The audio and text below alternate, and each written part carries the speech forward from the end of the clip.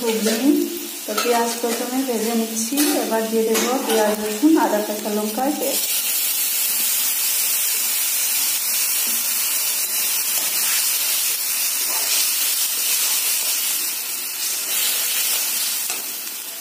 এখন দিয়ে দিচ্ছি হলুদ গুঁড়ো,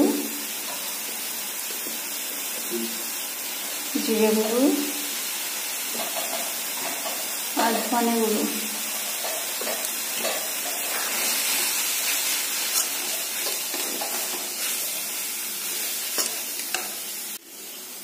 এদিকে আমি আলু আর কাবলি চানা কুকারে সেদ্ধ করে নিয়েছি লবণ দিয়ে, তাই আর লবণ দেব না।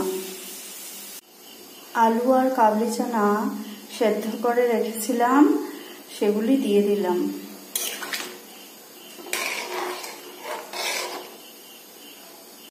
এবার আমি গরম মশলার গুঁড়ো দিয়ে কিছুক্ষণ নেড়েচেড়ে নামিয়ে নেব।